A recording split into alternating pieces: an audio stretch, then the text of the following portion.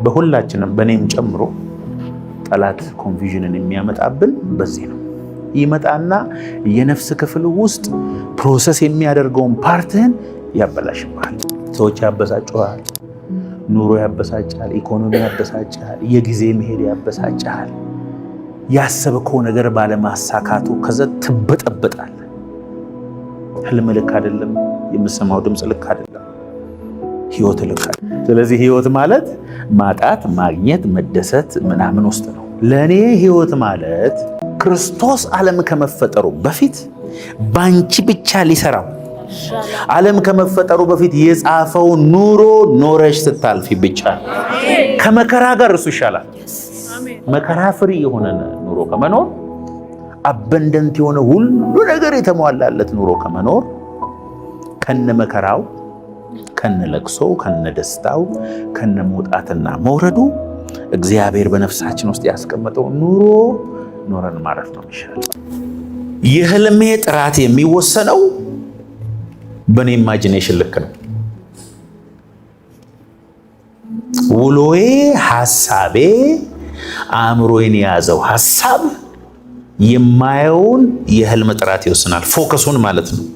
አሁን እኮ ካሜራ ከፈለጉ ፎቶ አንስተው አንተ ሁን ሰው ሁን ምን እንዳይታወቅ አድርጎ ሊያነሱ ይችላሉ።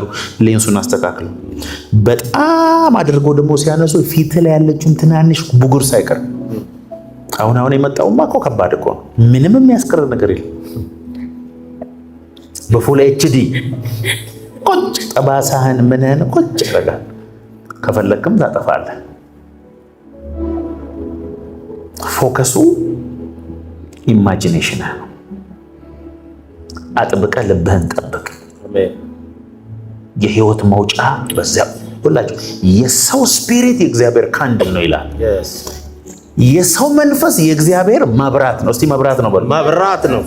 እግርም እግዚአብሔር ባንተ ስፒሪት በኩል ገብቶ ነገሮችን ሰርች እንዲያደርግ የምትፈልግ ከሆነ ያንተ ኢማጂኔሽን ይወስናል። ለዚህ እኮ ነው ይቅርታ፣ በጎ ማሰብ፣ ፍቅር፣ የዋሃት እነዚህ መልካም እነዚህ ነገሮች አስቡ የሚለው እኮ ለዛ the more I imagine የእግዚአብሔርን ነገር the more I clearly see deep in the spirit አያለው። ነገር በበላው ልክ እበላለሁ። ነገር አሁን ነገር ላስብ ካልኩ እኮ ብዙ ምክንያት አለኝ። እንትና እንደዚህ አድርጎኝ እንትና እንዲህ ተደረገኝ እንደዚህ ካልኩኝ የሚመስለው አሁን እውነት እያሰብኩ ያለ ነው የሚመስለው። እውነት እኮ ነው። እገሌ በድሎኛል፣ እገሌ ዘርፎኛል፣ እገሌ እንዲያርጎኛል፣ እገሌ እንዲያርጎኛል። ያ ኔጌቲቪቲ ከሰውየው ጋር ምንም አይገናኝም። እኔኑ ብቻ ነው የሚበላው። ከዛ መንፈሳዊ አይኖችን እየጋረደ ነው የሚሄደው።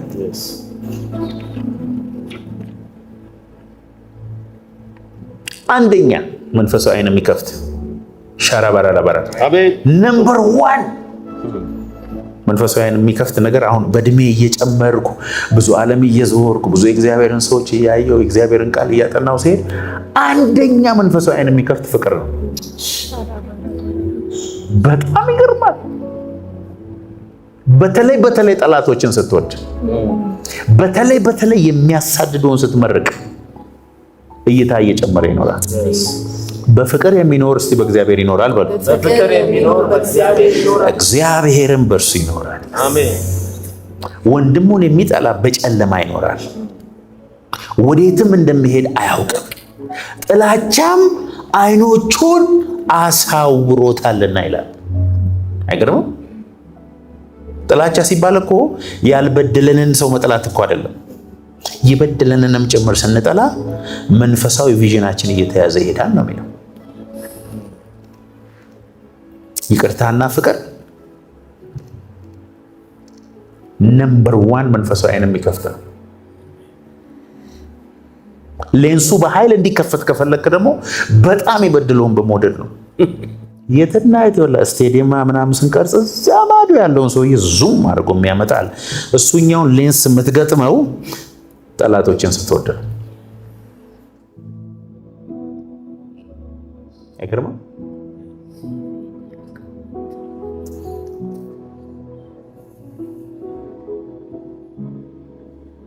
እግዚአብሔር ያውቃል። የነፍሳችን የመጨረሻው ክፍል የመጨረሻው ውስጠኛው ክፍል በማን እንደተያዘ እግዚአብሔር ያውቃል። በኢየሱስ ከተያዘ ኢየሱስ አንተ ቤት ነው። ምን ጥርጥር አለ? ክሊርሊ ያወራሃል። በቃ ከሌሎች ጋር አለ ጌታ፣ ከነቢያቶች ጋር በህልምና በራእይ ነው የማወራው። ከሙሴ ጋር እንደሱ አይደለም፣ ቁጭ ብለን ነው የምናወራው አለ። እንዲህ አይነት ሰዎች እኮ አሉ። ለእነንትና በወር አንዳንድ ጊዜ ብቅ እልላቸዋለሁ።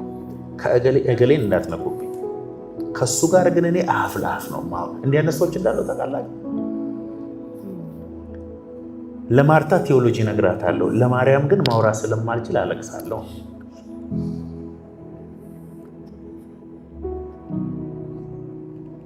የሚወዱኝ ወዳቸዋለሁ።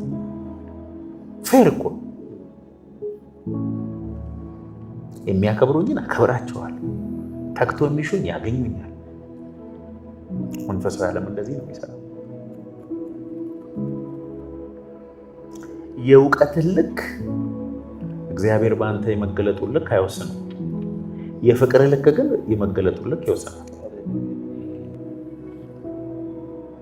ዘፍጥረት 15:1 በድጋሚ ሲናያል።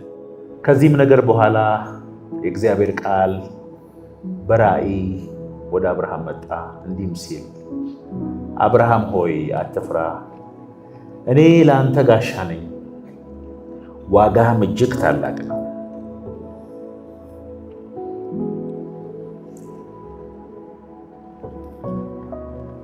አብርሃምም እኔ ዘር አልተሰጠኝ። የህልም ወሬ አይመስልም አይደል? መንፈሳዊ ዓለም ላይ እኮ እናወራለን እኮ አይደል? እንዋጋለን፣ እናወራለን፣ እናሳድዳለን፣ እንሰደዳለን፣ አሸንፈን እንነሳለን፣ አንዳንዴ ተሸንፈን እንነሳለን።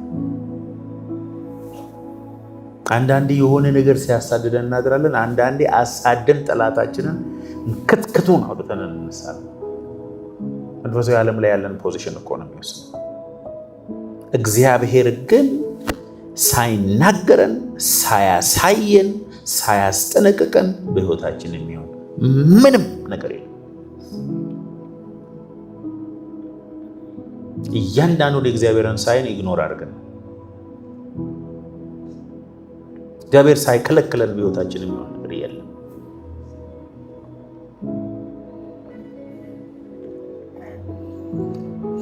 በህልም መጥቶ እግዚአብሔር ለአብርሃም አትፍራ፣ አይዞህ፣ እኔ ነኝ፣ ለአንተ ጋሻ ነኝ። አንተ ለብዙዎች ሄደህ ተዋግተህ አሸንፈሃል። ለሎጥ እኮ ሄዶ አሸንፎ ሲመጣ እግዚአብሔር አይዞህ፣ ለአንተ ግን እኔ ነኝ ጋሻ። እግዚአብሔር ለአብርሃም ትልቅ ነገር አደረገለት የምትሉትን ነገር በየቀኑ እያያችሁ ነው። በቃ ላይ እግዚአብሔር ከሰማይ ወርዶ የሆነ ተአምር እንዳደረገ የምናስባቸው ነገሮች ሄደን መጽሐፍ ቅዱሳችንን ስናጠና ህልም ነው የነገረው። ያውም ህልሙን ደግሞ ሙሴን የጻፈው አብርሃም ራሱ አልጻፈም። መጻፍና ማንበብ ይቻል አይቻል እግዚአብሔር ነው የሚያውቀው። እኔ የሚችል ሁሉ አይመስለኝም። አብርሃም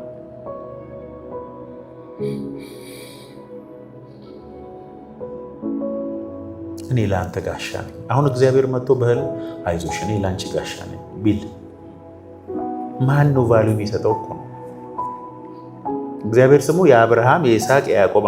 እግዚአብሔር ከአብርሃም ጋር ያወራው በቪዥን። አሁን የህልምን ቫልዩ እኮ ልሰጣቸው እኔ በመንፈስ ተረዳው። ስፓኒሾችን እንደማገለግል እዚህ ዲሳይፕል ዋን ያላችሁ ምስክር ናቸው። የስፓኒሽ ቋንቋ የሚናገሩ ሰዎችን ታገለግላለህ ብሎኛል ጌታ። በቅርብ ጊዜ ስፓኒሽ ቋንቋ ተናጋሪዎች ላይ እሳት ይወርዳል፣ ክብር ይመጣል ምናምን ስል ነበር። እኔ ዲሳይፕል ዋኖች ነበራቸው።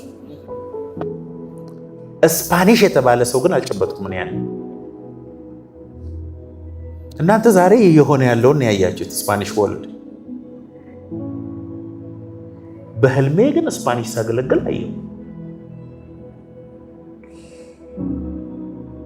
ብዙ ነገር እግዚአብሔር በህይወታችሁ የሚሰራውን አሳይቷችኋል።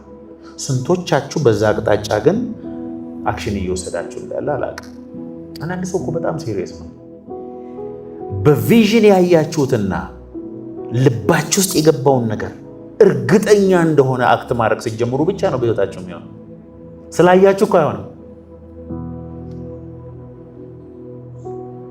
ያየው ነገር በቃ ሆኗል፣ በቃ ሆኗል። ቶ ስለሱ በቃ መጸለይ አቁም፣ አትጸልዩልኝ፣ ይሄ ነገር ሆኗል፣ በቅርቡ ታያለህ ብለህ በሱ ላይ አክት የምታደርገው ነገር ጌታ ኢየሱስ ምስክር ይሆናል። እንዲያው በቃ እንዲህ እግዚአብሔር ተናግሮኛልና እዚህ ላይ ጌታ እንዲያደርግ ጸልይ፣ አታጸልይ። እሱ ዝም ብለህ ሁነው። የሆንከውን ነገር ነው የምትሆነው። እስቲ በሉት፣ የሆንኩትን ነገር ነው መሆነው። በሉት፣ የሆንኩትን ነገር ነው መሆነው። ገብቷችሁ ይሆን? ጌታ ሆይ እቺ ብትገባችሁ በቃ የሆንከውን ነገር ትሆነዋለህ። እግዚአብሔር በኤክስኪውዝ አያምንም። ምንድነው ደብረ ዘይት ቢሾፍቱ ቸርች ላይ ምንም ሲጄ አትረዳኝም እኔ ዝም ብዬ እታገላለሁ ማለትም ይችላል። ከፈለገ ደግሞ እቺን የቢሾፍቱ ቸርች 200,000 ቸርች አደርጋታለሁ ማለትም ይችላል። አብቱ ይሄ ባይ ዘ ወይ እግዚአብሔር በእኛ የሚሰራው መጠን የሚወሰነው እንደ እምነታችን። አንተን ሊሚት የምታደርገው እግዚአብሔር በሕይወትህ የሚሰራውን ሊሚት የምታደርገው አንተ ነህ። እምነት የሚባለው ነገር እንግዲህ ድርቅና እኔ አማኝ ነኝ፣ እኔ አምናለሁ፣ ሃሌሉያ፣ የለቅሶ ሰው ነኝ፣ የጸሎት ሰው ነኝ፣ የተራራ ሰው ነኝ ማለት እኮ አይደለም። እምነት ማለትም ቸርች መመላለስም አይደለም። እምነት ማለት ስሜትህን፣ ነፍስህን፣ መንፈስህን፣ ሐሳብህን ድብልቅልቅልቅ አድርጎ ልብ ጋር የሆነ ኩትፍ ብሎ የሚቀመጥ ነገር ማለት ነው። እሱ ነገር ከመሆን ማንም አይከለክል። ያ ነገር እስኪሆን ድረስ ዋጋ ትከፍላለህ፣ በደንብ ታለቅሳለህ፣ በደንብ ተስፋ ትቆርጣለህ፣ በደንብ መሀል ላይ ትንገርጫገጫለህ፣ በደንብ ግን ከመሆን የሚያስቀረው ነገር የለም።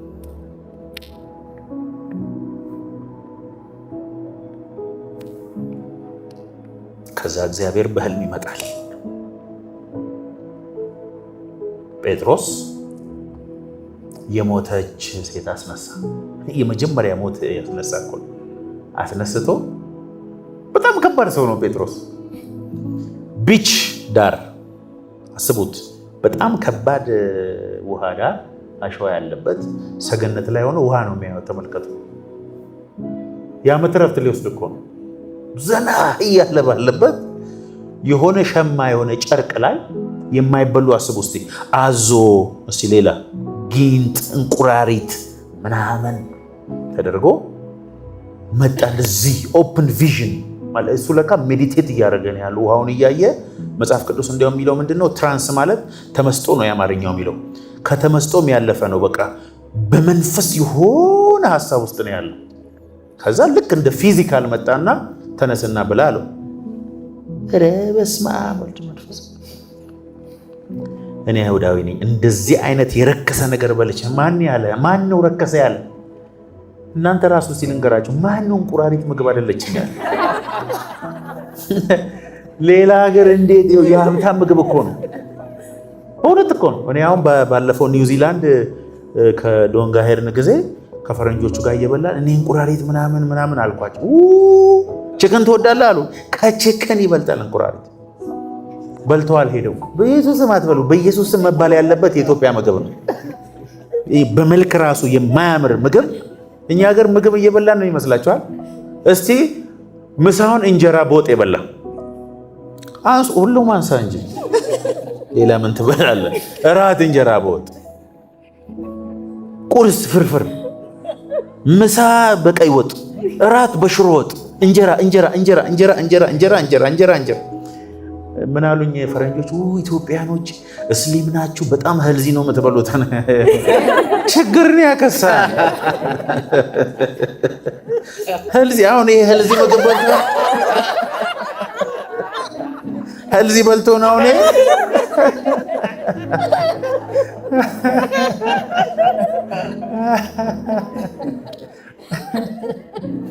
ምግባችን ጤናማ አይደለም። ስንት ሰዓት ሙሉ የተንተከተከ የተቃጠለ ምግብ ነው የምንበላው። ጃፓን ስትሄዱ እኮ 120 130 ምናምን እንዳለ ከተማውን የሞሉ ሰዎች ናቸው። አይሞቱ። ለውርስ እኮ ብጸልይ እኛ ሀገር እኮ የ70 ዓመት ሰው ፈረንጅ ሀገር 70 ዓመት እኮ በጣም ስትሮንግ ናቸው። ወደ ኤዥያ ሌላ ነገር ነው። የ100 ዓመት የኤዥያ ሰው ከኛ ሀገር 60 ዓመት የተሻለ ስትረንግ ዛል ሄልዚ የሚበሉት እነሱ ናቸው። ከውሃ ውስጥ የወጣ ምግብ ነው የሚበሉት። እንቁራሪት በልቶ ማለት ነው። ብላ ሲለው አይሁዳዊ ስለሆነ ከዘር ማንዘሬ እንደዚህ አይነት በልተን አናውቅም። በዘር ማንዘሬ ሲል እግዚአብሔር የቀደሰውን አንተ አታረክሰውም ብሎ ሻማ ወዲያው ሲወሰድ በር ሲንኳኳ እኩል ሆነ። ማን ነው ሲባል ስምዖን የሚባል ሰው ፈልገን ይመጣ። ከየት መጣችሁ? ነገሩታ። ቆርኔሌዎስ የሚባል ሰው ነበረ። 9 ሰዓት ላይ አስገድዶ ያጸልየናል ሁላችንን ሳንፈልግ። ደስ አይልም? ቆርኔሌዎስ ስራ አቁም እያንዳንድ ምናምን ብሎ ያን ሁሉ ህዝብ ከስራ አስቆሞ ለእስራኤል አምላክ ሊያውም እኮ ለሱ አምላክ አይደለም፣ እሱማ ጣሊያናዊ የእስራኤል አምላክ እያለ የሚያመልክ ለድሆች መስዋዕትን የሚያደርግ ሰው ነውና በዛ 9 ሰዓት ላይ መልአክ መጥቶ እኔ ወንጌል መስበክ ስለማልችል ወንጌል የሚሰብክልህ ጴጥሮስ የሚባል ሰው ከ4 ቀን በኋላ ሄደ የምታገኘው ከዚህ ሐዋሳ አካባቢ የሚኖር ሰው ስላለ ሄደ አስመጣው ተባለ። ለቀናት ሄደው ሰዎቹ ጴጥሮስን ታሪኩን ሲነግሩት መንፈስ ቅዱስ ሳትጠራጠር አሁን በቪዥን አይደለም አብረህ ሄድ ሲለው የማያውቃቸውን ሰዎች ሊገሉት ይሆኑ ምን ይሆኑ የማያውቃቸውን ሰዎች የኢነር ቮይስ ድምፅ ሰምቶ ተከትሎ ሄደ። ሲሄድ በቃ ሊሰግዱ ሲል ኧረ ተው ወኔ ጋር ስግደት አይገባም እኔ መልእክተኛ ነኝ ብሎ ስለ ናዝሬቱ ስለ ኢየሱስ ነገራቸው። እንደዚህ ብሎ እግዚአብሔር የናዝሬቱ ኢየሱስን በመንፈስ ቅዱስና በኃይል ቀባው፣ እሱም መልካም እያደረገ በአጋንንት የተያዙትን እየፈታ ሽባ እየተረተረ ዞረ አላቸው። እየተናገረ ያለ ቃሉን በሰሙት ሁሉ መንፈስ ቅዱስ ወረደባቸው። ስለ ልሳን አልተማሩም፣ ስለ ደህንነት አልተማሩም፣ ስለ ውሃ ጥምቀት አልተማሩም። ስለ ኢየሱስ ብቻ ሲሰሙ በልሳን መናገር ጀመሩ። በዚህ ዘመን ህልምንና ራእይን የሚቃወሙ ሰዎች አሉ። መንፈሳዊ ናቸው ስለጠፋ እነሱ የሰው ሁሉ አብሮ ባይዘው አይንህን እኮ ስትያዝ ሰዎችም ሁሉ አይናቸው የተያዘ ይመስላል። አይነ ስውር ሰው ቢጫና ቀይ ያውቃል እንዳወቀ አድርጎ ሊናገር ይችላል፣ ግን አያውቅም። ስለ ቢጫ የሆነ ሀሳብ ሊኖረው ይችላል እንጂ ቢጫን አያውቅም፣ ቀይን አያውቅም። በጣም የሚገርመው ሌሎቹም የሚያዩ አይመስለውም። በጭንቀት ላይ ስትሆን እኮ ሰው ሁሉ የተጨነቀ ይመስላል።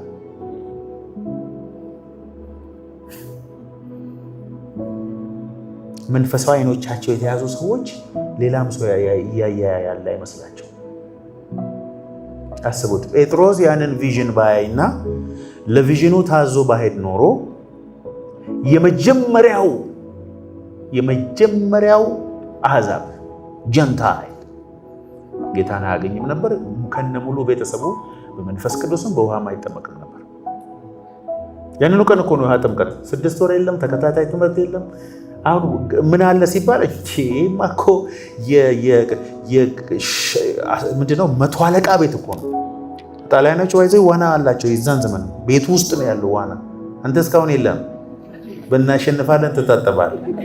የዛሬ 2000 ዓመት ቤት ውስጥ አለው እሱ ወስዶ እዛው ጥምቅ። በማን ስም? በኢየሱስ ስም። አሜን። አራባላባ። ይሄም ደግሞ ሌላ ቴዎሎጂ ነው። መጽሐፉ ግን በኢየሱስ ስም አጠመቁ ይላል። እንኳን አጠመቁ። ኢየሱስ ስም ምንም ኦቨርዶዝ የለውም። ኢየሱስ ጌታ። አሜን። በአብ በወልድ በመንፈስ ቅዱስ ስም ይበል አናውቅም። መጽሐፍ ቅዱሳችን ግን የተጻፈው በኢየሱስ ስም ውጣ። ጴጥሮስ አቤት አቤት! እግዚአብሔር ምን አይነት አገልግሎት ነው ያበ በአንድ ጊዜ ያ ሁሉ ሰው ወደ ጌታ መጣ። በአንድ ጊዜ ያን ሁሉ ሰው አጠመቀ። በመንፈስ ቅዱስ ተሞሉ። በምን አይነት ከትናንትና ወዲያ እኮ ከ3 ቀን ከ4 ቀን በፊት የሞተች ደግሞ አስነስማ።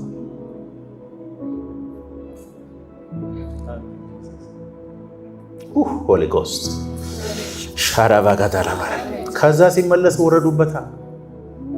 እንዴ ነችና ለእስራኤል የመጣውን ነገር አንተ አዛምና እኔ ማንኛ አለ። እኔ ነኝ እንዴ? እኔ መንፈስ ቅዱስን አዘዋለሁ። ስለ ኢየሱስ ተናገርኩ። ተጠመቀ ሲባል ተስማሙ እነሱ። ያንም ክርክር ነበር እኮ አንተ ቸርች ውጭ ያሉትን ሲጄ ትሄዳለህ እንዴ ምናምን የሚባሉ እኮ አሉ። ሆሊ ጎስት መጥቶ መጣ አልመጣ ምንድን ነው?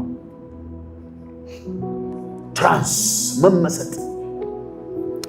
እንደ አበሻ ዓለም ላይ የሚመሰጥ ሰው ግን አይቻላቅም። ታውቃላችሁ? እስቲ ዝም ብላችሁ ሂዱ። መንገድ ቆሞ ሁሉ ይመሰጣል። እኛ እዚህ ስናስቆፍር እስካቫተር ምንም ያስመስጣል። ህዝብ ሁሉ ተሰብስበው ቀኑን ሙሉ ያባራ ሲያነሳ በስንት መከራ እኮ ነው የምናባረራቸው።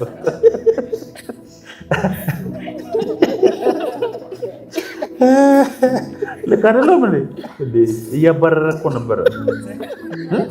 በእውነት እኮ ነው። ሄዱ አይሄዱ እንትን ሲኖትራክ ሲገለበጥ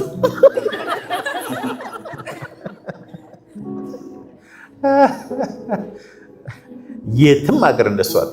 የትም ሀገር አፍሪካ ሀገር እንደሱ አለ። ሰው እየሮጠ ነው፣ ሰው እየሰራ ነው፣ ሰው እየታገለ ነው። እኛ ሀገር ብቻ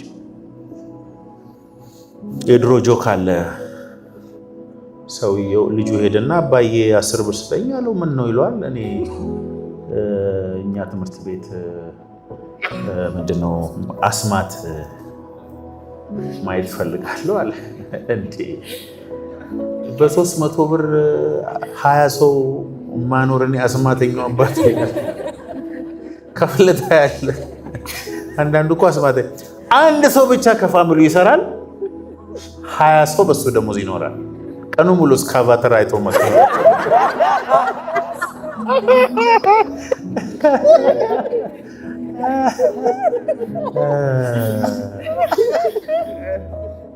ኢዮብ 4 ከ13 እስከ 16 በሌሊት ህልም አሳቢ ሲነሳ የከበደውን ቅርፍን በሰው ላይ ሲወድቅ አጥንቴን ሁሉ ያናወጡ ድንጋጤና መንቀጥቀጥ ወደቁብኝ። መንፈስም በፊት ያለፈ የሥጋዬም ፀጉር ቆመ። እርሱም ቆሞ መልኩን ግን ለመለየት አልቻልኩም። ምሳሌም በዓይኔ ፊት ነበረ፣ የዝምታም ድምፅ ሰማሁ። አሁን ሳይንስ ያረጋገጠው አንድ ሰው በአቬሬጅ በቀን እስከ 9 ህልም ያያል። የሚያስታውሰው ግን 2 ነው። ተኝተህ ከ1 ሰዓት በኋላ ያለም እኮ ትዝ አይልህ። አንዳንድ ህልም እኮ ነቅታችሁ ሁሉ ይቀጥላል። አንዳንድ ህልም ደግሞ አይታችሁ ከሆነ እየሰማችሁት ካለው ውጪ እየሰማችሁት ካለው ህልም ጋር እየሰማችሁት ካለው ድምፅ ጋር ይቀላቀላል። ከሪያሊቲ ጋር ይቀላቀልባቸዋል። በውስጡ ማንነቴ ደጋግሜ ያየሁት ነገር ወደዳችሁም ጠላችሁም በሪያሊቲ መሆኑ አይቀርም። እባካችሁ እቺን ነገር አስምራችሁ በደንብ ስሙልኝ። በመንፈስ አይኖቼ ደጋግሜ ያየሁት ነገርና ሚሞሪ ውስጥ የተቀመጠ ነገር ከመሆኑ ወደ ኋላ አይቀርም። ለዚህ ነው የሞቱ ሰዎች ሲጠሩ የሚያሳየው አጋንንት። ለዚህ ነው ሰውየው ይሞታል። የሞተ ሰው በየጊዜ የሚያይ ሰው በቅርብ ጊዜ ከመሞት ወደ ኋላ አይልም። በቃ የነዛ ሰዎች ስፒሪት እየጠራው ነው ያለው፣ ወደዛ ነው የሚሄደው። እንደዚህ እያያቸው ያላቸው ወደ መጨረሻ ቅሩና ጸልይላቸዋል። የተቀባ ሰው ሁሉ የሚጠራ ከሆነ መቀባት አይቀርም። ቢያንስ ይህን አሜን በሉ እንጂ ሀብታም ሰውም ሲጠራ ከትም ብሎ ሀብታም ስፈር የሚያውል ከሆነ ሀብታም መሆን አይቀርም።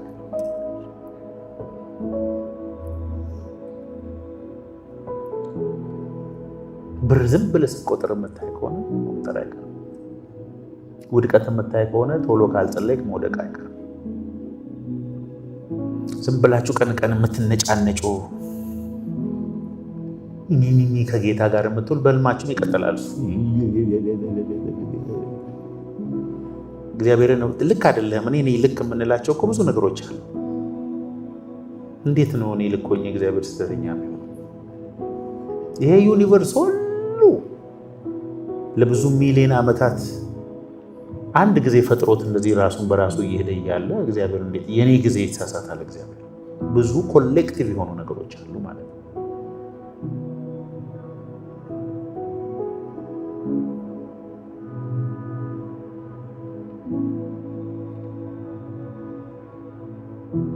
አንድ ጊዜ በህልሜ በህይወቴ አንድ ጊዜ ብቻ አይቼ የማላውቀውን ፓስተር አየሁት እና በህልሜ 20,000 ብር ስሰጠው አየሁ። ከዛ ከእንቅልፌ ስነሳ መሳቢያ ስስብ 20,000 ብር አለ። ጌታ ሆነ ይሄን ሰው የት ነው አግኝቼ የምሰጠው? በቃ እኔ በህልሜ ስሰጠው አይቻለሁ።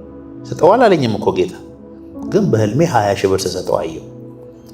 ብዙም ሳይቆይ በር ተንኳኳ። ሰውየው ራሱ እኔ ካየሁት እኮ 10 ዓመት 15 ዓመት ሊሆን ይችላል። ሰውየው አንኳኩቶ መጣ። ግባ አልኩትና ይኸውልህ እግዚአብሔር ሰው ቆይ 20,000 ብር ፈልገን የመጣ በኢየሱስ ክርስቶስ ስም ምናምን አለ። ይኸው አዘጋጅቻለሁ፣ ይኸው ስምህን ጽፌበታለሁ ብዬ ሰጠሁት ማለት ነው። በጣም ደነገጠና ነገረኝ። ኤግዛክትሊ 20,000 ብር ነው። 20,000 ብሩን ባያገኝ በህይወቱ የሚሆነውን ነገር አውቃለሁ። አብዛኛው ጊዜ ደግሞ እኔ ስጥ ቢለኝ 20,000 ነው። ለምን እንደሆነ አላውቅም። ሰውየውም ተባርኳል፣ እኔም ተባርኬያለሁ። መንፈሳዊ ዓለም ልክ ነው። የሆነ ጊዜ ደግሞ የሆነ ሰው ቢሮዬ መጥቶ ከቢሮ ውስጥ የሆነ ነገር ሲሰርቅ አየሁ። ከዛ ያ ሰውዬ መጥቶ የእግዚአብሔር ሰው ምናምን ሲል በቃ እንዲህ እያየሁ አይኔ ምንም እንዳይወስድብኝ እያየሁ ገንዘብ ጠየቀኝ ማለት ነው። የለኝም፣ ሌላ ጊዜ ተመለስ፣ የለኝም። በፍጥነት እንዲወጣ ነው የፈለጉት። ለምን?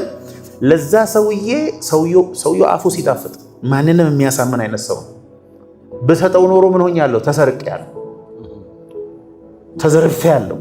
አንዳንዶቻችሁ የተዘረፋችሁት ጌታ እየነገራችሁ ከጌታ ከነገራችሁ ይልቅ የሰውየው የሚጣፍጥ አፍ ሸውዷቸዋል።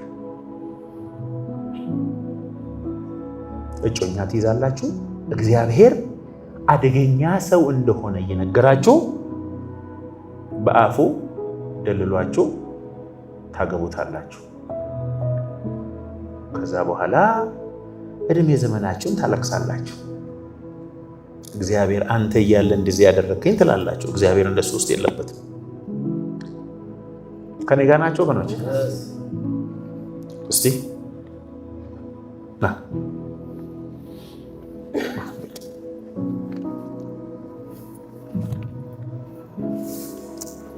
እስቲ በቁመት እንዴት ነው? በቃ እንዴት ይሻላል?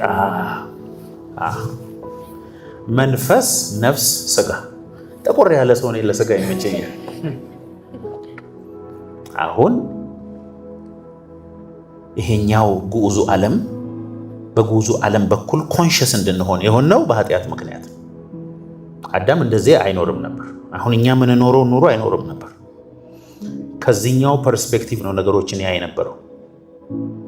ፍሬውን በበላ ጊዜ ራቆት መሆኑን ያወቀ እንዲያውም ከእግዚአብሔር የተደበቀ እኮ መጽሐፍ ቅዱሳችን አዳም ወዴት ነህ ምናምን አለው እግዚአብሔር ይላል። አሁን መቼስ እግዚአብሔር ጠፍቶበት እንዳልሆነ እርግጠኞች ናቸው። ኧረ ጠፋ ልጄ የት ነው ያለው ምናምን እያለ እኮ አይደለም። የአዳምን መደበቅ ሊያሳየን እንጂ ከእግዚአብሔር እንደጠፋ ለማሳየት አይደለም። አለው ድምፅን ሰምቼ ፈራው አለው። ፍርሃት የሚባለውን ራሱ እየታወቀ አንተ እንዴት ልፈራ ቻልክ? ሴት ያው ያቺ ሴት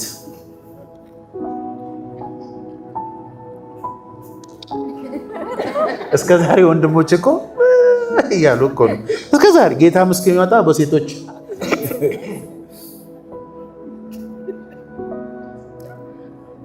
ራቁት መሆኑን አወቀ ይላል እንጂ ራቁት ሆነ ይላል እንዴ? አያችሁ፣ ራቁት ነበረ ማለት ነው። ራቁት የሚባለው ነገር አልነበረም ማለት ነው። እየገባችሁ ነው? ኮንሸስ ሆነ፣ ስለ ፊዚካሉ ኮንሸስ ሆነ። ፊዚካል እያየ አይደለም የሚሄደው፣ ደመና ውስጥ ነው የሚሄደው። የእግዚአብሔርን መገኘት ነው የሚያውቀው። ከእግዚአብሔር ጋር ኤቭሪ ዴይ ኮሚኒኬት ነው የሚያደርገው። አሜን። ከዛ ተቆረጠና ወጥቶ ሆነ ማለት ነው። ስለዚህ ነፍስ ክፍል ስንገባ እዚህ ጋር የምናደርገው ፕሮሰስ እንደ እግዚአብሔር ቃል ነገሮችን ማሰብ ስንጀምር ይሄኛው ምን ያደርግልናል ማለት ነው? ይሄኛው አይን በዚህኛው በኩል አልፎ በዚህ ውስጥ እንዲያ ያደርገዋል ማለት ነው። ያ ነው ቪዥን። ካልሆነስ ይሄኛው ወደዚህ ዞሮ ይሄ ወደዚህ ዞር፣ አንተ ደግሞ ወደዚህ ዞር። እንደዚህ ነው የአብዛኛው ሰው ህይወት። ወዴት እየሄድክ ነው? እየመጣህ ነው? እየተቀመጥክ ነው? ወዴት እንደሆነ ህይወትን አታውቀው። እስቲ ሶስታችሁም አሁን ባላችሁበት ሂዱ፣ ወደፊት ሂዱ። ሂድ። ውስጣችን እንደዛ እኮ ነው። ውስጣችን እኮ እንደዛ ነው። ዞር ዞር። አሁን ይሄኛው ትክክል ሲሆን በዚህኛው ውስጥ አልፎ ትከሻውን ያዘው። አንተም ትከሻውን ያዘው። አሁን ሁለት ትከሻ ያዘ። አሁን ሂድ፣ በቃ ሁላችሁም ሂዱ። አሁን መንፈሳዊ አይኖች ሲከፈት ግን በቃ እየመራ ያለው ግን ዞሮ ዞሮ ይሄ ይሆናል። በዚህኛው በኩል አልፈ በዚህኛው በኩል ክሊር የሆነ ቪዥን ታያለ ማለት ነው። ካልሆነስ አንተና አንተ ራስ እርስ በርሳችሁ እየተጋጫችሁ ከሰው ጋር ትጋጫለህ፣ ከራስ ጋር ትጋጫለህ፣ ከእግዚአብሔር ጋር ትጋጫለህ፣ ከሰይጣንም ትጋጫለህ። የማትጋጨው ነገር የለም። የሰማይ አምላክ እግዚአብሔር ዛሬ የልቦና አይኖቻችንን ያብራል። ቁጭ በሉ። ጌታ ኢየሱስ ይባርካችሁ። ቁጭ በሉ። ጌታ ኢየሱስ ይባርካችሁ። በሁላችንም በእኔም ጨምሮ ጠላት ኮንፊዥንን የሚያመጣብን በዚህ ነው። ይመጣና የነፍስ ክፍል ውስጥ ፕሮሰስ የሚያደርገውን ፓርትህን ያበላሽብሃል። ሰዎች ያበሳጩሃል፣ ኑሮ ያበሳጫል፣ ኢኮኖሚ ያበሳጫል፣ የጊዜ መሄድ ያበሳጫል። ያሰብከው ነገር ባለማሳካቱ ከዛ ትበጠበጣል። ህልም ልክ አይደለም፣ የምሰማው ድምፅ ልክ አይደለም፣ ህይወት ልክ አይደለም። Do not be conformed to this world, but be inwardly transformed by the renewing of your mind. ትራንስፎርምድ ሆኖ በልቦናችሁ በውስጣችሁ በሐሳባችሁ ተለወጡ እንጂ ይህንን ዓለም አትምሰሉ። የእግዚአብሔር ፈቃድ በጎ፣ ደስ የሚያሰኝ ፍጹም ምን እንደሆነ ፈትናችሁ ታውቁ ዘንድ በልቦናችሁ ተለወጡ። ይህንን ዓለም አትምሰሉ። ብዙ ጊዜ የሚመስለን ከሐዘን ነፃ የሆነ ከእጦት ነፃ የሆነ ከበሽታ ነፃ የሆነ ኑሮ ብንኖር በቃ ኮምፕሊት ነን ብለን እናስባለን። ግን አይደለም፣ ይመስልናል እንጂ አይደለም። ሁሉ ነገር ቢሟላልን በፍጹም ኮምፕሊት አይደለም። ሚዘረብል ነው የምንሆነው። ህይወት መንፈሳዊ ነው። እኔ አንዳንድ ጊዜ አንዳንድ የዘፈኖች አሉ ፈረንጅ ሀገር ሲኖሩ አበሾች የሚዘፍኑት የኩበቱ ሽታ ምናምን አታውቀውም? አውደ ዓመት የኩበት ሽታ አሜሪካ ሆኖ አይገርምም? በምን ተአምር ነው የኩበት ሽታ የሚናፍቀው? ስለ እግዚአብሔር ምንም ሽታ የሌለበት ሀገር ውስጥ አሜሪካ እየኖሩ የኩበት ሽታ ናፍቋቸው ኢትዮጵያ የሚመጡ ሰዎች አሉ። እርግማን ነው።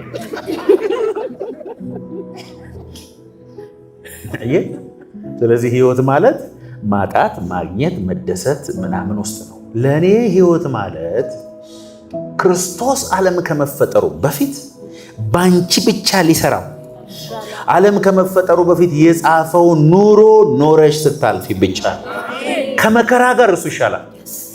መከራ ፍሪ የሆነ ኑሮ ከመኖር አበንደንት የሆነ ሁሉ ነገር የተሟላለት ኑሮ ከመኖር ከነ መከራው ከነ ለቅሶ ከነ ደስታው ከነ መውጣትና መውረዱ እግዚአብሔር በነፍሳችን ውስጥ ያስቀመጠው ኑሮ ኖረን ማለት ነው የሚሻለው።